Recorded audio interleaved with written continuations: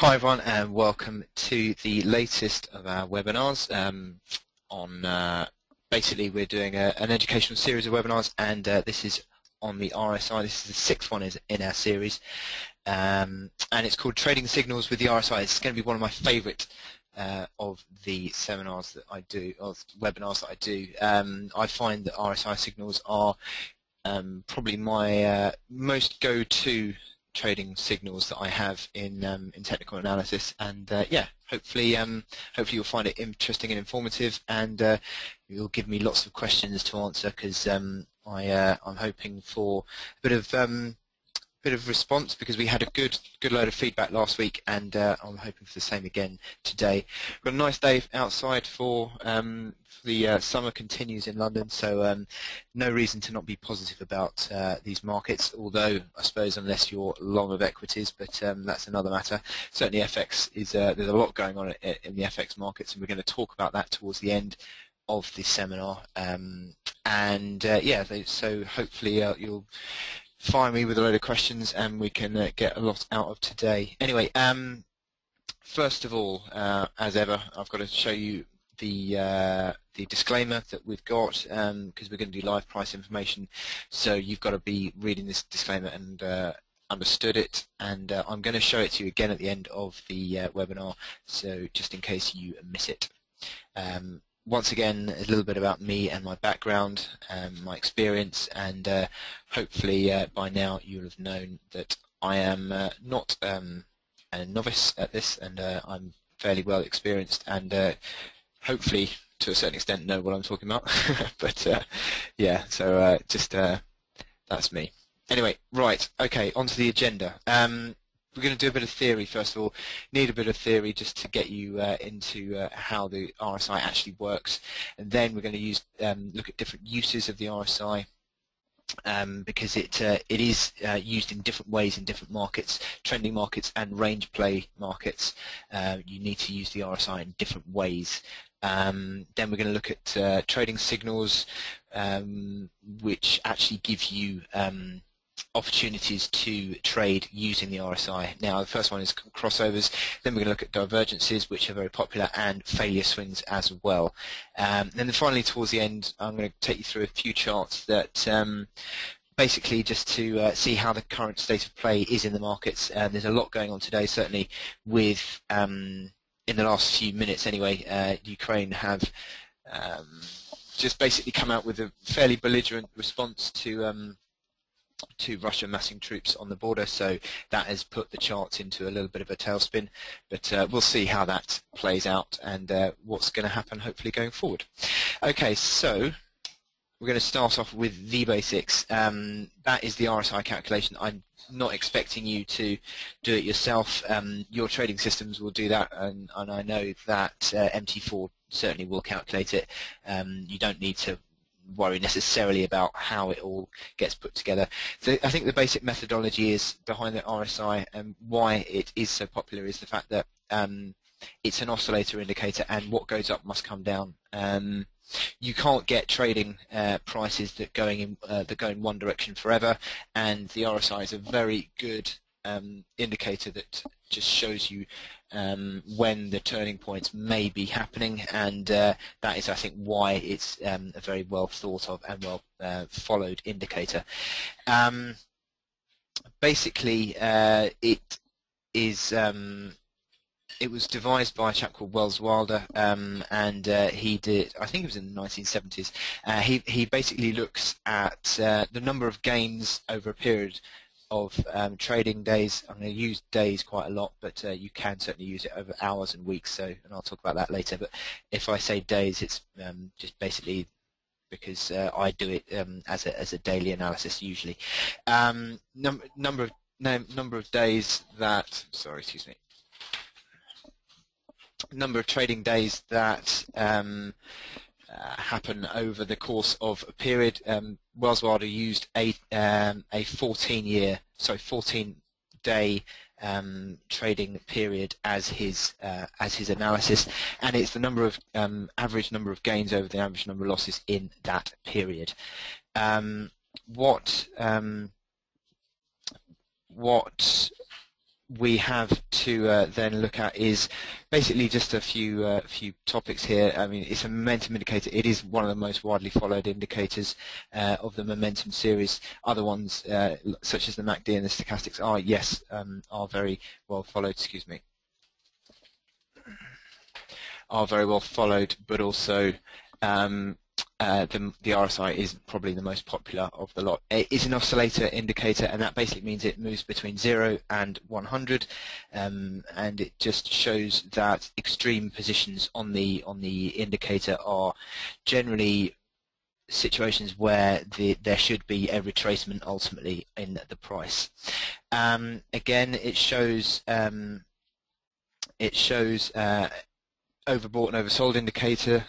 It shows numbers above 70, this is according to Wells Wilder anyway, numbers above 70 generally considered to be becoming overbought, and below 30 is becoming oversold. But as I will go on to tell you in a bit, that's not always the case, and you need to be making sure that you know exactly what sort of market you're trading in, because that is it is not always the fact that above 70 you need to sell it, because it might well be indicating just a strong trend. In terms of what we're looking at also is that liquidity makes a difference. The market you're trading in makes a difference in terms of the levels that you're looking for. Say, for example, you're looking at, I don't know, euro dollar. Is obviously an incredibly liquid instrument that people are trading, and that generally tends to mean that the RSI doesn't tend to go as overbought as other less liquid, say, for example, using probably an extreme example, but AIM stocks. AIM stocks tend to go extremely overbought on the RSI, way above 70 and way below 30, whereas Eurodollar will tend to not go into the extreme levels as often. Well, certainly not compared to the AIM stocks anyway. Probably the best example I could give is maybe looking at, say, examples of indices such as the FTSE MIB or the Russian MISEX. They are a couple of less liquid markets that tend to go more stretched, and yeah, they tend to give different signals. Trading time horizons are important as well. Again, as with a lot of the technical indicators that I take you through, it is horses for courses. It is you are your own counsel on this, and basically you can do your back testing. You can see what works best for you. If you're a shorter term trader, then you can look at, say, a 9-day moving average. 9-day RSI. If you're a longer term trader, you can use maybe 14 or even 21-day RSI, because the normal process of using the RSI is using 14 days, which is the again what Wells Wilder used in his study, but you can change it and chop it around, and I'll show you in a minute, or actually now, that you can use both, and there is certainly room for doing so. This is the euro, and this is showing a 14-day, a 9-day, and a 21-day moving. Christ, get that out of your mind. RSI, and here we are with different trading signals. If you look here, the 14-day will go. In this situation in October 2013, this is got slightly over 70. The 9-day went well above 70. The 21-day didn't get above 70, and it just goes to show that I think that you need to be using different parameters for different lengths potentially of these RSI readings. Interestingly, you'll see that October 2013, the 21-day moving average just peaked out at 70, and it very, very rarely gets anywhere near 30, and it's basically back to 30 now. So does that mean it's overbought and we're going to get a euro rally? Well, it's possible. You've also got all the other ones again giving potential signals there, but we can talk about that in a bit. So back on our presentation. Okay, so what are we doing in terms of reading the RSI? Well, the 50 line tends to be a fairly important line on the RSI, because above 50, you've got in the calculation, you've got the number of gains are greater than the number of losses, which suggests generally that the price action is positive. And below 50, the number of losses outweigh the number of gains, and in that scenario, the price action generally tends to be negative. So 50 is a fairly important line, but as I said, generally we look at between 70 and 30 being overbought, oversold. And in different markets, these have different implications, because in a trending market, say for example in an uptrend, the price will tend to be, purely because it's in an uptrend, in uptrends prices will be pushing higher. So you have the tendency to have more prices showing gains, because obviously the price ultimately is pushing higher. Therefore, you've got the RSI, which spends a lot more of its time in above 50 and perhaps even above 70.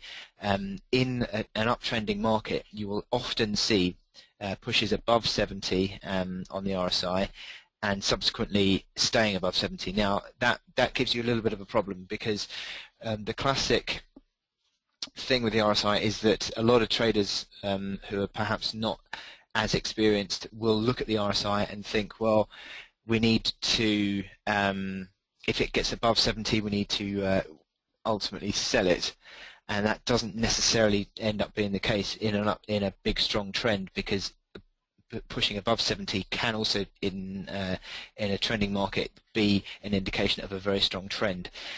So you just need to understand what sort of market you're trading in. Similarly, for a downtrend, you'll see the RSI trending, trading a lot of the time below 50, and quite a lot of the time also below 30, and 30 again in a very strong downtrend can also indicate that is just indicating that the strength of the trend is with the bears, and it can stay below 30 for quite some time.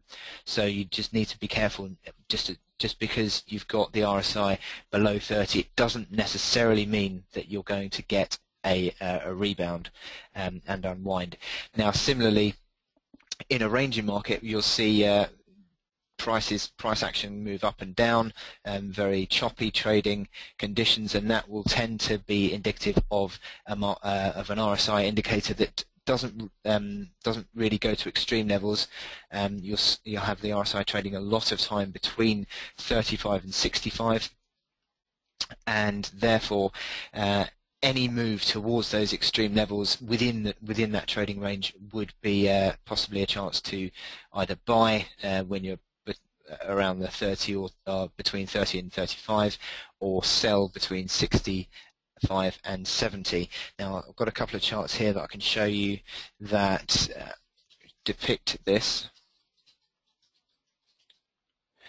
And we've got here the Japanese yen, very strong uptrend that we had through. That was when the BOJ started to massively pump money into the economy via quantitative easing, and subsequently a big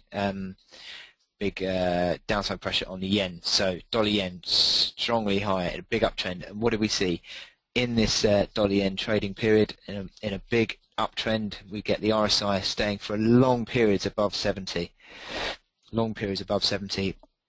and for a lot of the time the corrections just come back towards 50 and then pull higher again. Now, how do you use this in a trading capacity? Well, I've always said that shorting into an uptrend is a very risky strategy, and it is because, as I said, the RSI can stay for a long time in overbought territory in a big strong uptrend before seeing a correction. Now, the only really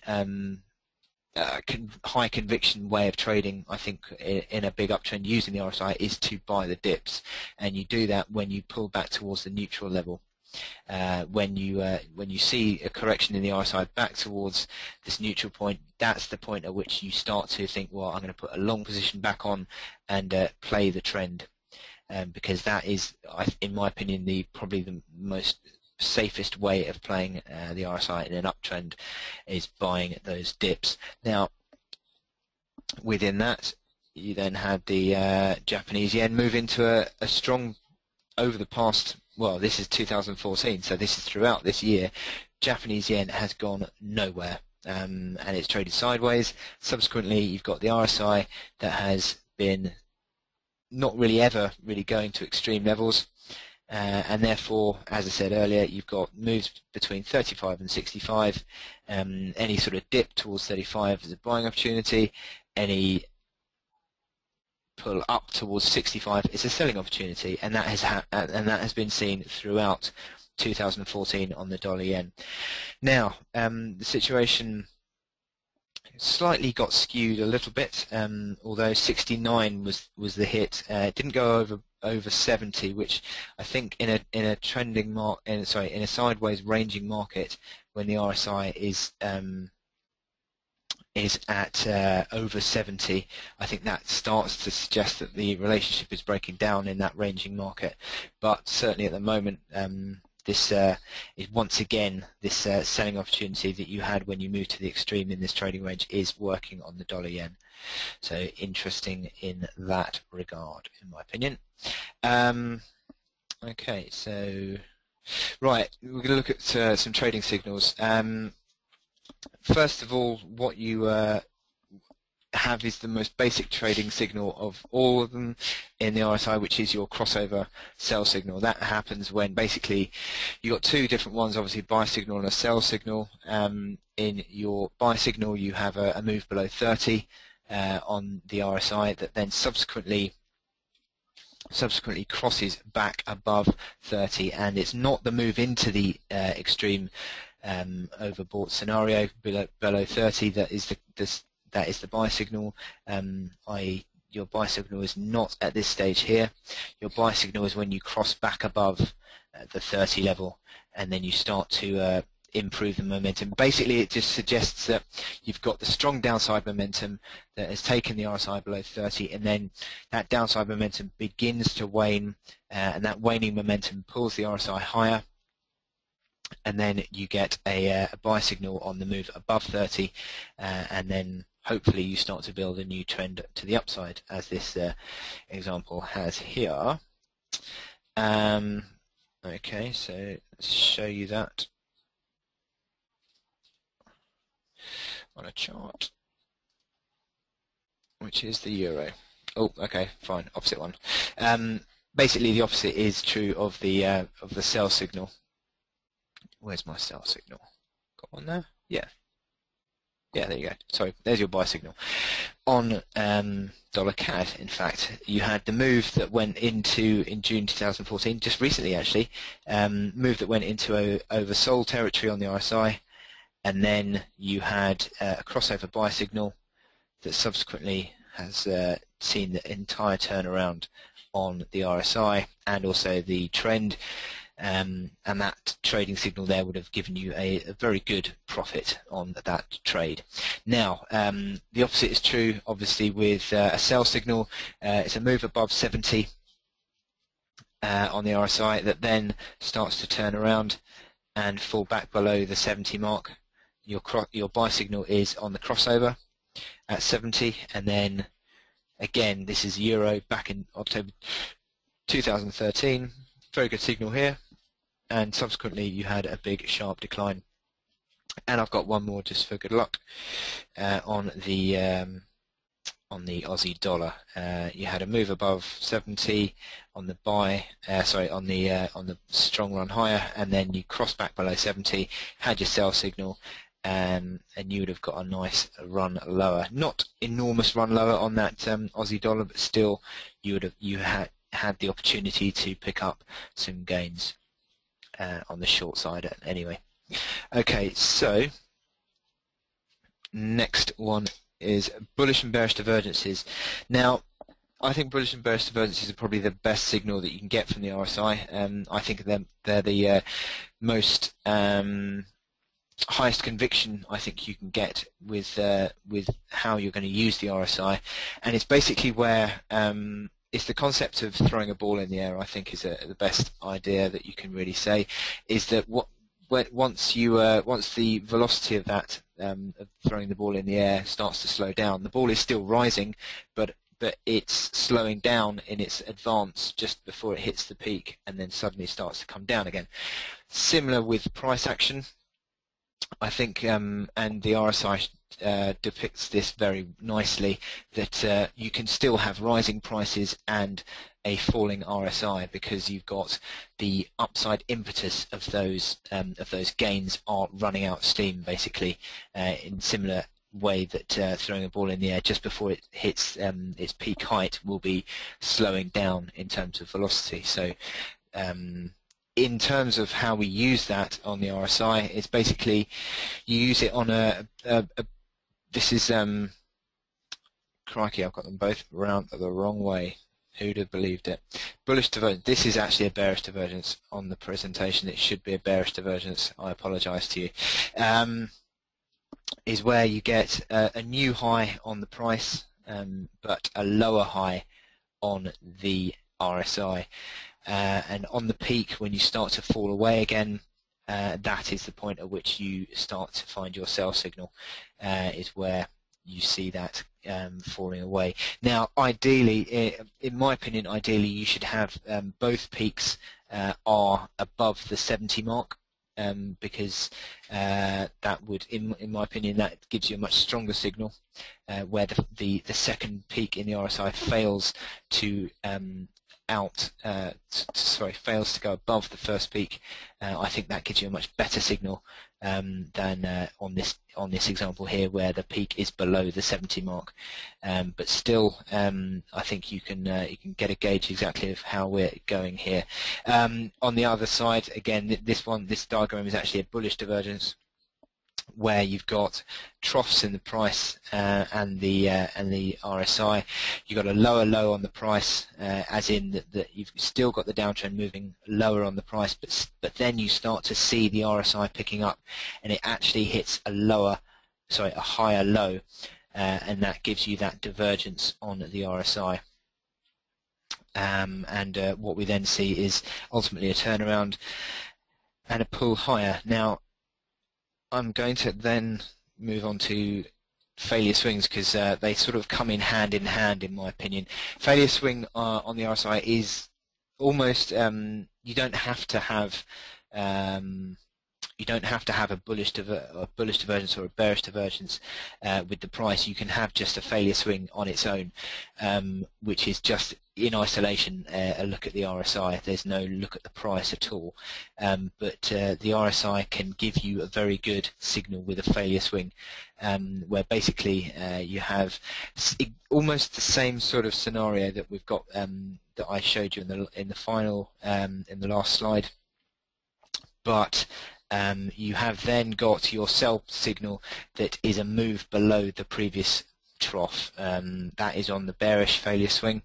You get your move on the RSI that peaks above 70. Ideally, once again, ideally that would be, in my opinion, above 70 as well. So you'd have a peak, say 80 on the first one, comes down, peaks then at maybe 75 on the second one, falls away, but then falls below the trough of the first low on the RSI, and that gives you your failure swing. And that in conjunction, I think, in conjunction with bullish and bearish divergences, failure swings give you an incredibly high conviction trade, and I will show you that with a couple of charts. So you've got here, this is where you've got your this is the S&P, actually back to May 2012, but still you can see the concept of it, where you get a lower low on the price on the S&P, and then a higher low on the RSI, and then you pull above the reaction high on the RSI, and that gives you your failure swing. Now, interestingly as well, if you run that along, you see the RSI doesn't also get back below that point, and you could argue that that is a basis of support as well for the RSI throughout this uptrend. So that is an interesting concept as well that you need to probably be aware of, that you do still have the concept of support and resistance on RSI as well as the price. Okay, so we've got another one on cable, where you've got here strong trend, and then you got your bearish divergence with the RSI hitting a lower high, and then that comes in conjunction with a high in the cable. Now, this is where it gets interesting, because this obviously is a fairly strong trending cable, and that would suggest that selling into a strong trend can be a bit risky. It is a trade you can do, but you need to be aware it is a short-term trade, I think, at best. And on this cable chart, when you had the failure swing on the move below at 65.42, you then have got, if I get my crosshair up,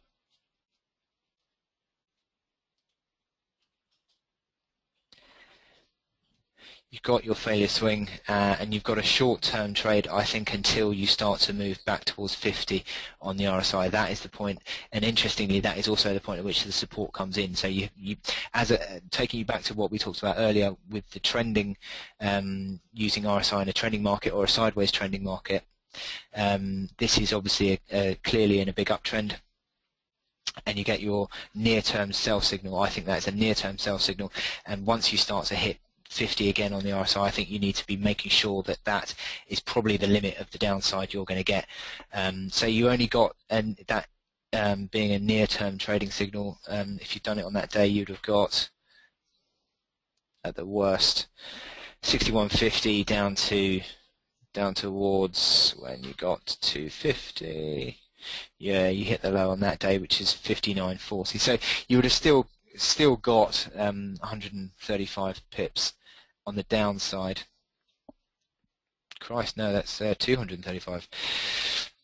So yes, you would have still had a fair bit of downside to get out of that trade, but it is a short-term trade, and that you need to make sure, once again, focus on whether you're using the RSI in a trending market or a sideways trending market. Okay. Now I have got one more here. That's Euro Yen. Again, back in 2012, but still a pretty good one. Where you have a high in the price, and then a lower high in the RSI.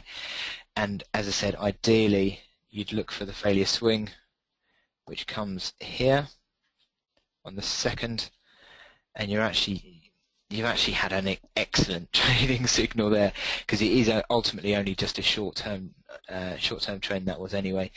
But you had an excellent trading signal with that Euro Yen chart at that point. So in my opinion, I think that bullish and bearish divergences with a failure swing are very, very effective trading signals that you can use.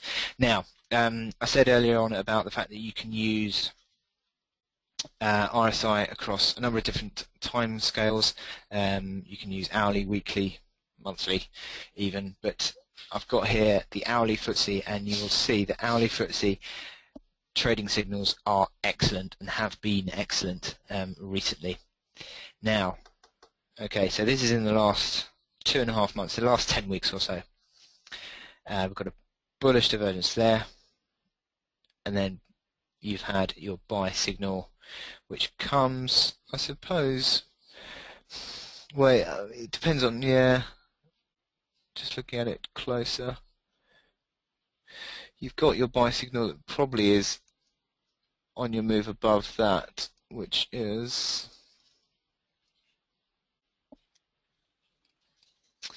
yeah, you had a slight dip, and then you got your second bullish divergence as well. So you would argue that you got a higher conviction trade through the second bullish divergence, but still you would have been probably trading it a little bit soon on that chart, but but ultimately it did work, and this is on the hourly chart. Again, this is, and then you had trading around. This is on, again, you've got a crossover sell signal there. You actually had a, see, this is where we get again to what sort of levels you can use the RSI at, because obviously you've got a strong trend on that move higher on the RSI, and whether that now, because you've got a couple of signals here that perhaps you need to be aware of, that in my opinion, that crossovers work best when they go quite clear of the 70 mark and or quite well below the 30 point, because again, it depends on what sort of trading market you're in, but I think that this was obviously quite a strong trend throughout this week and a half, 2 weeks, and through that period the RSI went quite strongly overbought it ultimately, but then you've got your crossover sell signal here that I think worked pretty well. Then you've got another divergence there, which gives you a strong trend with a failure swing, and then bang, you're up on the upside. You've got a crossover there, which, as I said before, I think that's not so much of a strong trend. I think that's more of a sideways move in the RSI, sorry, in the trading price, and then you get your crossover sell signal, which is fine. That's good. Ultimately works. Took a bit of a time, but worked ultimately. And then you've had a recent one here. Again, you've had a strong sell-off that would suggest you're in quite a big trending situation. So you do have that sell-off, but you then start to consider, okay, that got to 50. Is that the limit of my upside in that point? And ultimately, yes, it starts to fall over. Interestingly, that we've just had another crossover buy signal here. Will it work? Well, it got quite oversold, so you may well potentially have a bit of a rebound going on in the FTSE at the moment. Okay, well, that is the RSI, and now what I'm going to do is just have a look at some of these markets that we're looking at the moment, and talk you through what I'm thinking here, and then I'm going to sort of bring together some of the other stuff that we've learned over the past few weeks to hopefully give you a better picture of what is going on. Now, the euro, since I've spoken to you, I think, since I've spoken to you last, we've had a big top pattern complete in the euro, big head and shoulders top pattern, gives us an implied target of $1.30. In terms of where we're at with the RSI, interestingly, we had a bit of a crossover buy signal, which actually gave you a very near-term bit of upside, but that was very short-lived. Interestingly, as well, at the moment, if the euro starts to form support around here, that would give you a bit of a bullish divergence on the RSI. So it's something that we need to be watching out for. The other thing, as ever with all our technical signals that we talk about, it is not a good idea to necessarily trade in isolation. You probably would rather have the conviction of multiple confirmation, and at the moment we've got MACD lines pretty negative and stochastics still negative as well. So if you're going to think about trading the RSI on a crossover in isolation in a big bearish market, then it's going to be a fairly risky trade. But if you start to form support, you've already broken that downtrend on the euro. If you start to form support on the euro, it's possible that we might get a bit of a technical rally. In my opinion, we are going to get a technical rally at some stage soon. I can't say exactly when it's going to be, because today's decline has not been all that great for the euro in terms of near-term outlook. But you've had this big top pattern, big head and shoulders top pattern, 8 months this top pattern has been building. We haven't yet had the pullback to the neckline, which is 34.75 up towards there and $31.35. So we haven't yet had that pullback, and for that reason, I'm still expecting that we will have a pullback at some stage soon. And if that were to be seen, then I think that would be a massive selling opportunity, because I think the euro is going drastically lower. You look at all these moving averages now. You've got a series of death crosses. You've got the 21 89-day moving average and the 55-day moving average have all crossed the 144-day moving average as they've both been falling. That is a death cross on the moving averages, which is a bearish long-term signal. So in the fact that we've also got all these momentum indicators in bearish configuration as well, I am not all that positive about the euro at all. I think it's going to be falling in due course back towards that $1.30 mark. Okay, sterling dollar. I spoke at length about this 89-day moving average being the basis of support. Now that has broken down. Now the interesting thing that I've also, I don't know if anyone saw CNBC last night, I was talking about this on there, is the RSI on cable. Now you've got this big strong uptrend that actually dates back, I think, to well, let's have a look at it.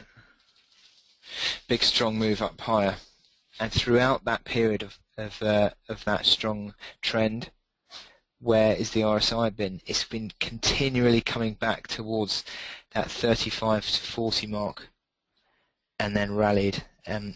Every time it's hit that, it's pulled higher. Now that's throughout this strong uptrend. That uptrend has now been broken. You've had the 89-day moving average, which has also been broken.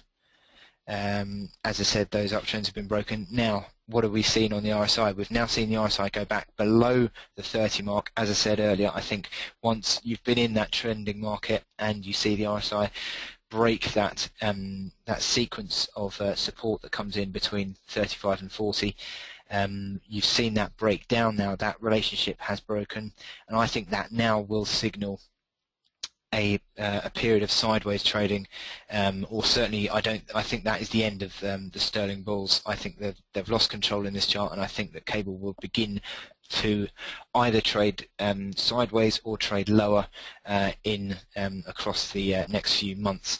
And I don't see us breaking above that $1.7191 level. In terms of resistances,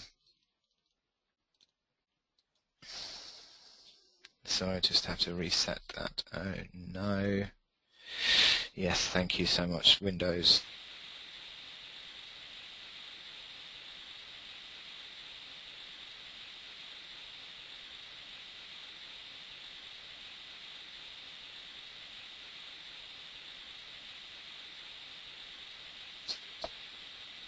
Back. Yes, okay. That was a hairy moment, but we're made end. Okay, so we've got 171 as your key resistance now. That between there and $1.40, sorry, $1.7920, I think is where you're looking at in terms of upside resistance now on cable. So if you start to see a move back into that trading band, I think that would be an opportunity to sell, near-term selling, because I don't think I think you're going to get a series of a period of sideways trading now on cable, and I don't see that we're going to be pushing back towards those highs again. Okay, on Japanese yen, again, very interesting chart. As I said earlier, you've got this sideways period of trading. So no overall trend, and what do we see in the RSI? As I said earlier, you continue to see moves back below 40 to sort of between 35 and 40, and then you see the rally coming in. Very rarely, or if ever, since topping out in December, you've not seen the RSI go overbought. Now that certainly suggests we're in a sideways trading period. And any move towards the highs of the trading band should be seen as an opportunity to sell. Now, I've seen that 102.80 on a closing basis has been a big resistance. You've not seen that close above the 102.80 level in the last 4 months.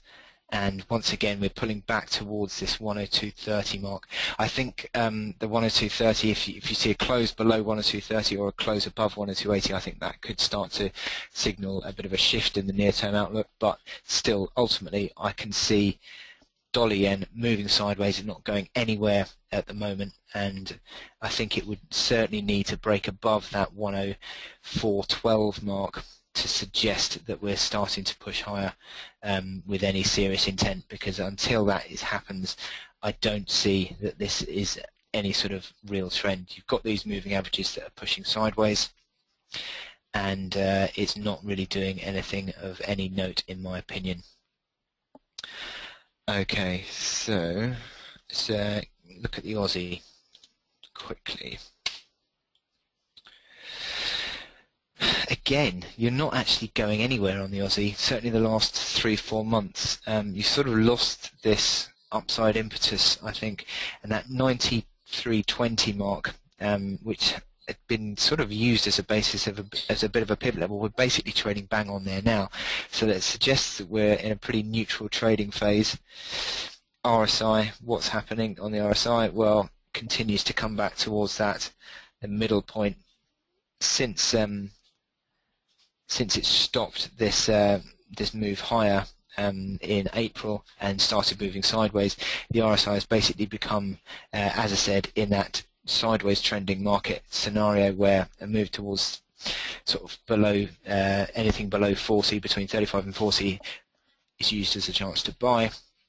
Anything above 60 to 65 is used as a chance to sell. So where we are at the moment is we're sort of in the lower bounds of that, not far off 40. So you'd be starting to look as an opportunity to buy on this Aussie dollar, because you're going to continue to, I believe, trade this range until you see any sort of serious break either way, and that serious break would be probably on this below 92 or above that 95. So that is your trading band, 92 to 95 on the Aussie dollar. Okay, so gold. Now this is interesting because we've had a sharp move higher on gold today. It's sort of difficult to really justify on a technical basis because it has been pulling a series of lower highs. And what that really means is that the pressure is on to the downside. However, once again, after trading, basically doing nothing all morning today, suddenly there's been a news announcement that the Ukraine is going to be fairly belligerent, as I said, against any sort of incursion by Russian troops, which is fair enough, and it looks like this situation could well escalate because Russian troops are massing on the border. Now that has increased the geopolitical risks, which certainly gold has been a trade on geopolitical risk in the last few months, and that's pulled gold higher. Now we haven't yet broken that key reaction high at 13.12.10, which is the latest reaction high within this series of lower highs. And also I've drawn in this green line here, which comes in there or thereabouts around 13.10. I mean, if we said that's 13.10, just we'll take that as red. That has been a basis of a bit of a pivot level over the last few months. Used as the basis of support through this trading period in late June, early July, and was basically used again through this period of high here. Now again today we've hit that 13.0960, so not far off that 13.10 mark. I think if you start to trade above 13.10, that would suggest, certainly if you got a close above that point, that would suggest that we're starting to, I think, break this sequence of lower highs. But again, gold is massively trading on geopolitical risk at the moment, and as soon as the risks die down, the gold price starts to fall lower again. So it is a difficult one to do on technicals at the moment, and that is basically making it rather tough to trade on a short-term basis anyway. Okay, this is where you need to look away if you're long of equities. Let's go DAX.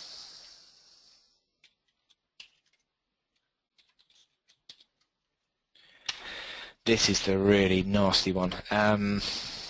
DAX over the past month has lost almost 10% of its value.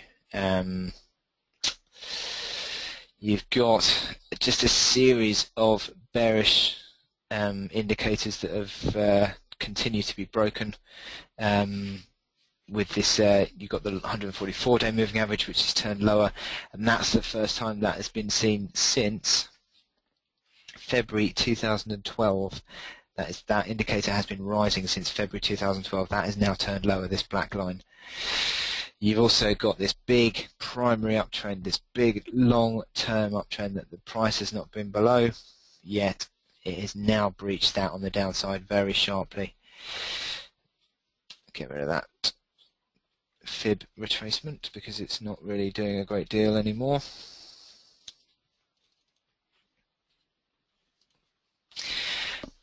The only thing you would say on this, I believe the only thing you could say on this DAX chart is the fact that you've got the Bollinger Bands, which I will quickly just show you now, if this system works, which it doesn't tend to want to. Fine, thank you so much. Okay, fine. Is basically the DAX is trading entirely outside its Bollinger Bands. If I could draw them in, I would.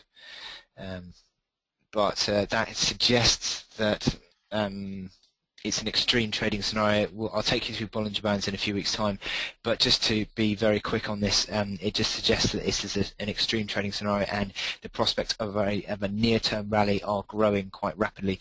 You've also got the RSI back below 30. That has not been seen for a long time, and that is again an extreme trading scenario. But your other momentum indicators are pretty weak. They are pretty weak. They're not really doing anything in terms of positivity either. You'd say that this afternoon's price action has actually been fairly positive, though. You're now into the realms of potentially a bit of a bull hammer candlestick pattern. So a couple of basically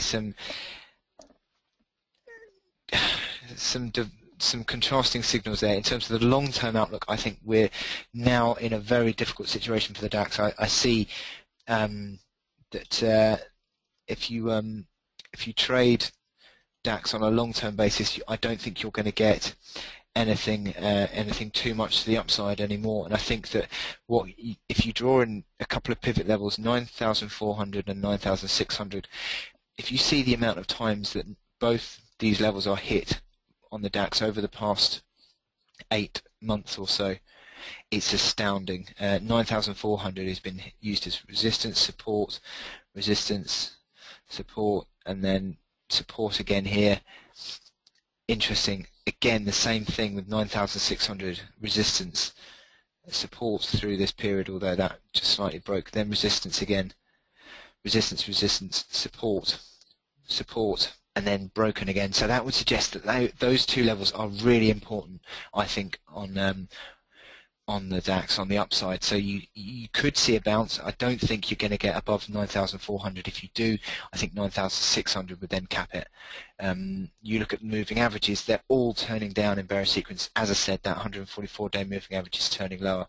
All these other moving averages are also turning lower. You've actually just had, if I zoomed in, you've actually just had a death cross between the 21 and 144 day moving averages. So you're beginning to now get some bearish long-term signals as well. So not good outlook for the DAX. I see that any sort of bounce will struggle, and I'm not particularly positive about the DAX anymore. I think it's going to really struggle in the course of the next few months. There seems to be a bit of a flaw in the price. You could argue around that 9,000. Well, what's that, 9,000 level? Around about that 9,000 level. A little bit of a flaw. You've got these kilos that keep coming in. over the past few months. This could ultimately turn out to be another key low. That's 90.30 on the low side today. You've got a gap that's open. That gap's still open at 9,152. So that's another 45 points, 42 points from here. So you may well see that filled. Now, depending on how that gets filled, I think would depend on whether this is going to be a technical rally of any weight or not. But yeah, the DAX, I think, on a longer term basis, is under a significant amount of pressure. FTSE is sort of similar, much more messy. Again, you've broken that uptrend. That is the primary uptrend. The moving averages on FTSE are not a great indicator, and that's purely because I did take you through this last time, because the FTSE has been trading sideways and moving averages don't get used very effectively in a sideways trending market. And the fact that FTSE's basically gone nowhere for 14 months just means that the moving averages don't really do much for FTSE. However, you look at today, a big strong reaction to the downside, so that is not a good outlook necessarily for FTSE. You've seen a failure on numerous occasions up at this key resistance level, and failure to break out. You've seen a lower high there, 6,830. I just think, again, I think FTSE is going to really struggle to push on at the moment. You could argue, I mean, we were talking about the RSI, weren't we? You could argue that the RSI is now back to a level at which the lows tend to come in, and that is certainly a fairly valid point. The fact that we've basically been in a sideways trading market now with the RSI back at 34, is this the sort of time to get in? Well, according to what we talked about earlier, maybe it is a point at which you can start thinking about a near-term trade, but certainly it's a risky one at best, because that is a very strong move that we've had today to the downside. So it is a concern of mine that we've got going here on the FTSE. In terms of resistance, you'd certainly be looking at this pivot level here. 6,700 seems to be just a bit of an ongoing theme through FTSE. 6,700 throughout the course of these several months that FTSE has been trading sideways. 6,700 has been a recurring resistance pivot level. Okay, S&P 500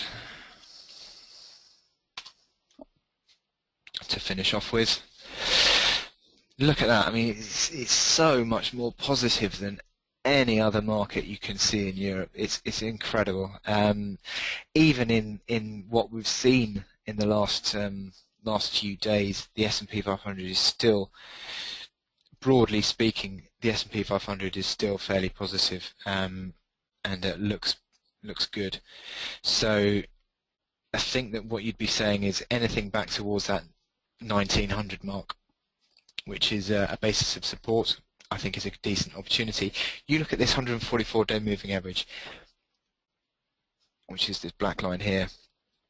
How many times has that been used as a basis of support? That is still back at 1887.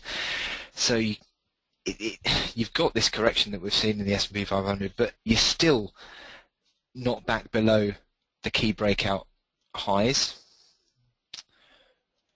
and you're still not back below that 144-day moving average. So anything, I think any sort of basis of support above 1900, I think would probably be a decent buying opportunity on the S&P 500. It certainly is a market that, in a long-term perspective, is significantly, and I cannot express that enough, is significantly better placed than FTSE and DAX, both of which look very ropey on a long-term basis. Yes, I think ultimately this could well prove to be a nice buying opportunity on the S&P 500. Now, the big issue, I suppose, with the other two, FTSE and DAX that I've talked about, is whether they follow the S&P 500 higher, which is perfectly possible that they could, but I don't see either FTSE or DAX breaking out to new highs anymore. But if you look at that S&P 500 chart on a longer-term basis, you could well easily see a regaining of the upside impetus once this summer lull comes to the end. So yeah, I think that chart remains pretty positive. Okay, well that is pretty much enough of what I've got to say today. I hope my analysis on the RSI as a trading indicator has helped you. Hold on, I have a question. Kiwi and CAD also, please. No problem at all. Kiwi CAD. Let's do CAD first.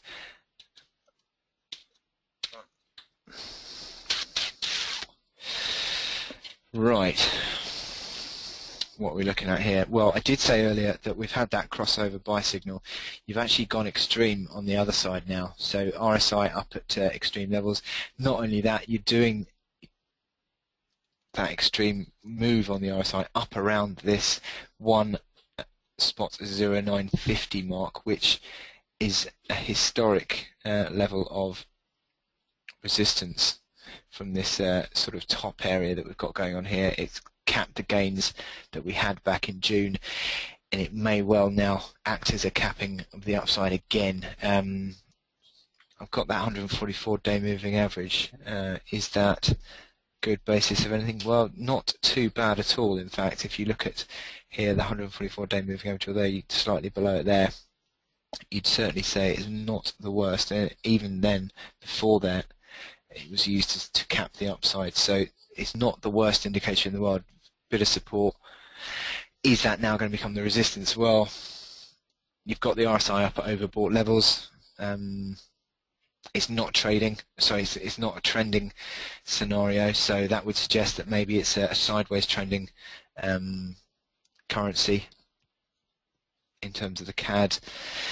It could well be that push higher that we've seen in the recent days has now run its course. Now,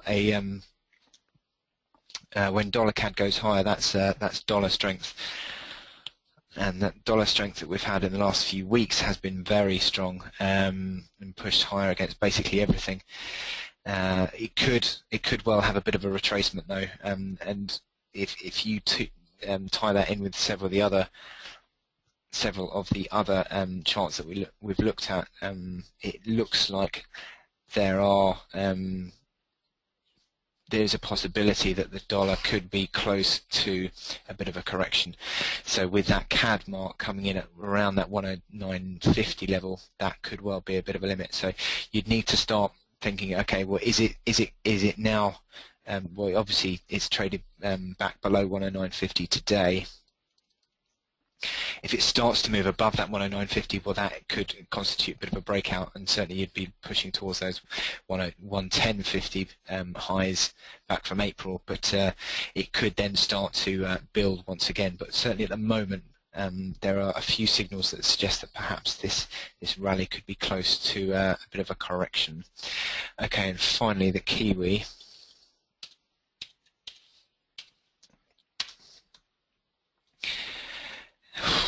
Massive correction in the Kiwi, and obviously anyone who follows Kiwi will know that was driven by the central bank opting to not raise interest rates anymore, and that was the day that they chose to do it there a couple of weeks ago.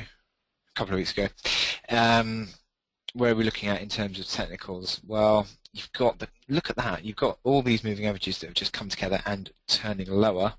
That is the 21, 55 and 89 day moving averages. That's not a particularly good scenario to be in. However, if you look at the RSI, you'd certainly say that we're not really moving in a trending market. So does that mean that you're going to start to think about this as being as a buying opportunity? You're almost back towards this key support at 84 big figure, which is a massive historical level. Massive historical level there, 84 big figure, in terms of was the resistance. You broke above there, but quickly then made back below. Resistance, resistance, resistance, resistance, break above it, now support. So that 84 big figure mark on dollar New Zealand, on the Kiwi dollar, is a massive massive level that we need to be watching. In terms of the RSI, as I said, you're back towards 30. You're actually back below 30. So in this non-trending environment that you've got the Kiwi in, does that mean that now we're going to be starting to look for a buy signal? I think it possibly could do, coming back towards that that key 84 big figure mark. So maybe if you certainly start to form support around 84 big figure, you're down today 84.50, so you're only 50 pips away from that point. That could well signal the beginning of a nice move higher. Okay. Question from Will Evans. Richard, you've used the 14-day RSI on every product and every time frame. Is this purposeful, and would you use it? Would you use any other? Question mark. Yes. When you say 14, do you mean versus the 9 or maybe even the longer term 21? Yes. I've always used the 14. Again, as with a lot of the indicators that we talk about and that we look at, it is just a matter of that is what I've been brought up with using. It is an indicator that I trust and I feel very confident with. You get a lot more spiky signals, a lot more false signals, shall we say, with the volatility is increased with the 9 period moving with the 9 period RSI, and perhaps as I said earlier with the 21 you don't get so many trading signals. So I've always used 14, and it is something that I just feel comfortable with doing. Again, it is each to their own. There's no hard and fast rule. If you're a shorter term trader, maybe use a shorter term RSI. If you're a longer term trader, maybe use a longer term RSI. It is up to you. Okay, Will Evans again. Hello, Will. Richard, I found the divergence formations of various things very interesting. Thank you. What are the shortest time frames that they could be used on? Okay, well, let's go back to my FTSE. That is FTSE on the hourly, and certainly that tended to work. Would you go 5 minutes? I think, as a general rule, I think 5 minutes is probably going to be a bit tough. Although you have got a divergence there that worked.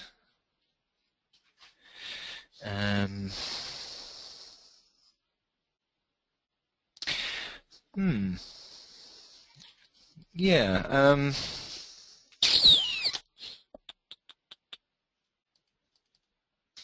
I'm not convinced. I'm not convinced. You've got a divergence there with a failure swing, and it didn't work. 22nd of July. Divergence there that did work. Beginning of 25th of July.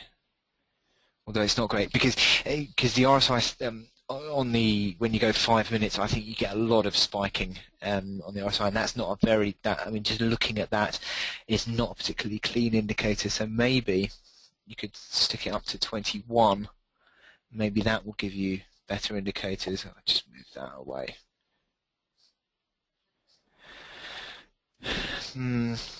I think you maybe get, yeah, it's not too bad.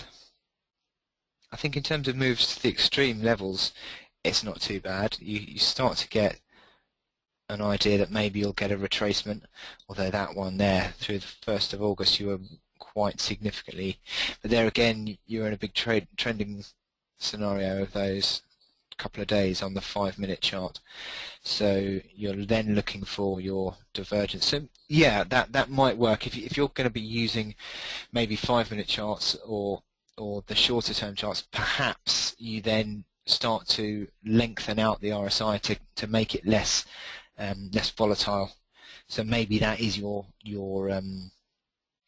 your method there that you use. To say, I mean, I've just stuck in the 21 there, so maybe you use the 21 as opposed to the 14 when you go on your shorter term trading. That could work. But again, as ever, I say, and I stress this, make sure you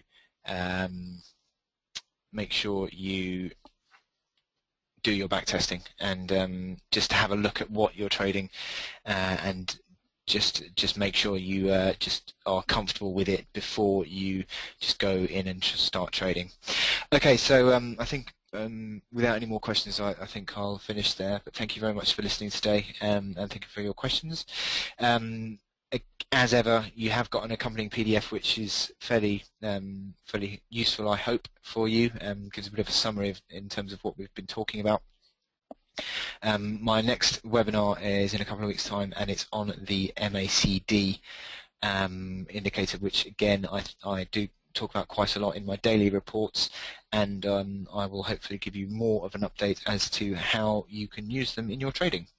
Following me on Twitter at HantecRich, and as ever, any sort of questions that you have, any queries that might crop up, or anything really, marketing@hantecfx.com is the handle. And I wish you good luck in your trading, and I will leave you with the disclaimer as per usual, and I will speak to you in a couple of weeks' time. Thank you very much.